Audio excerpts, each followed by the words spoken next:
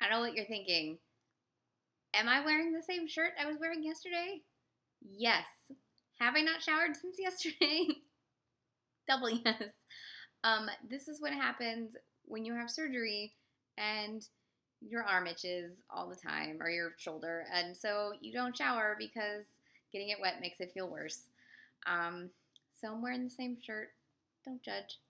I watched one of the films from this year that I was actually looking forward to the most, but it didn't play in Atlanta, and then it just ended up on VOD a few months ago, and I've now crammed it into the end of the year. And this is Patricia Rozema's Into the Forest. It premiered at Toronto last year, and I actually read the book last year. It's based on a book by Jean Hegland that came out in 1996.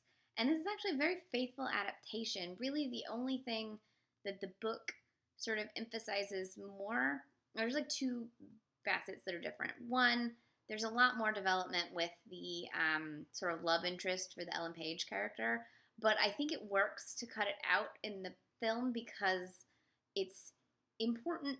The parts of him that are important to the core of the story stayed in the film, and the parts that are sort of like made it feel like a YA teenage romance kind of thing fell to the wayside. And I think that was good and kept the film much more focused.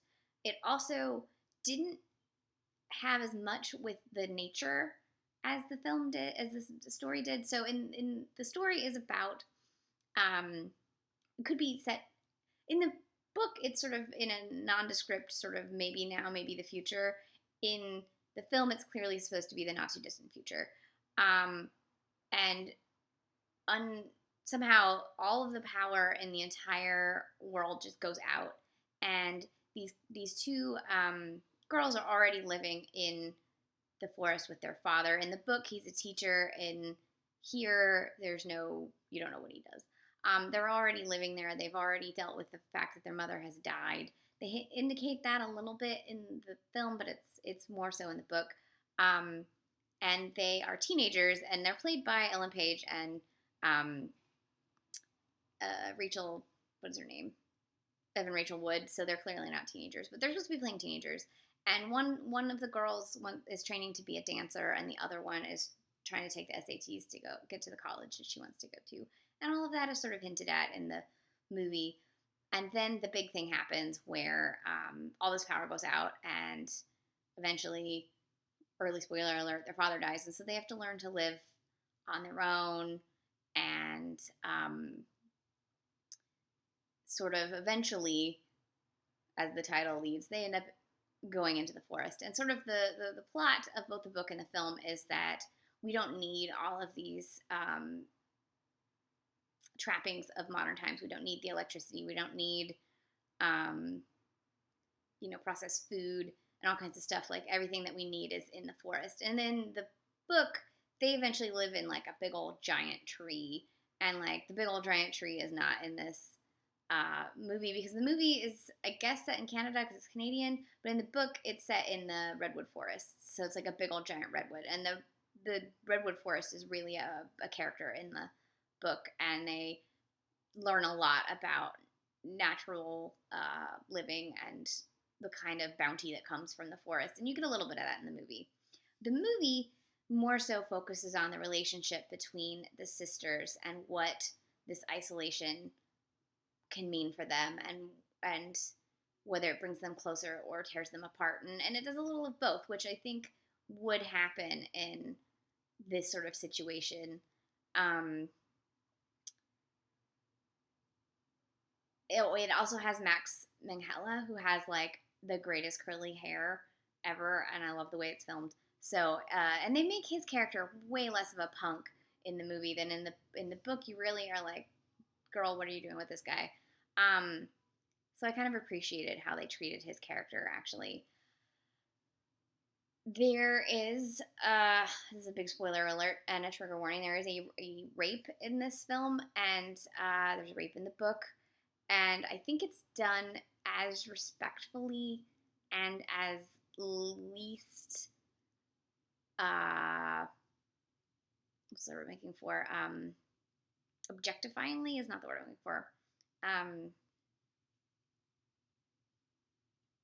The least sensational that you could really do. It's treated as a trauma and shown as a trauma, and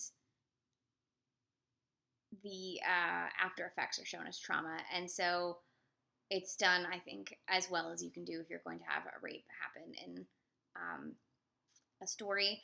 And I also think it's a situation where this would probably happen, as many women fear when they go out places on their own, in the woods, in traveling across the country like I did recently. It's always a thought in the back of your mind. And so I can't fault either Patricia Rozema or the screenwriter or the novel writer for having that in their story.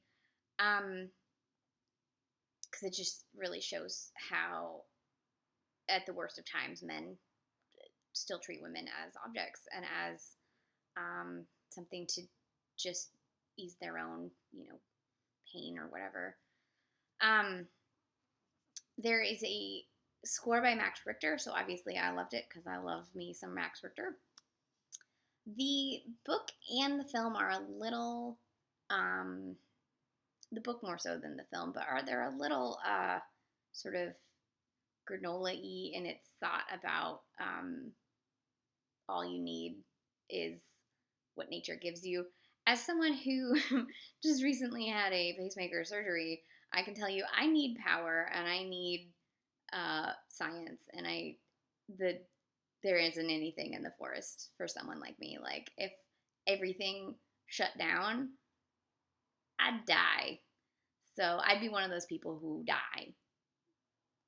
I would die. Like, right now I have good 10 years, but in those 10 years I need power or I'm gonna die.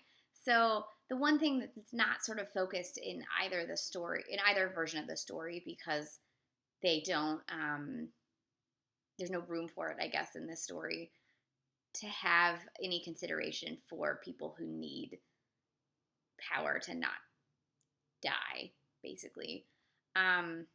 So, like, it's nice, it's all well and good to think that you could, like, live in the forest, and for most people, perhaps they could live off of the land, but there are some people who rely on man-made objects to survive.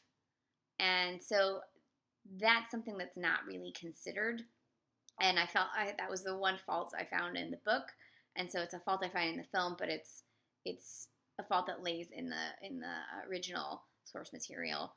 So I'm glad that I don't live in this post-apocalyptic vision, because I only have 10 years and then I'm dead. So there you have it. Otherwise, I thought this was a really faithful adaptation of the book. I thought Patricia Rozema's eye for beauty is still there. I love Mansfield Park. You should check that out.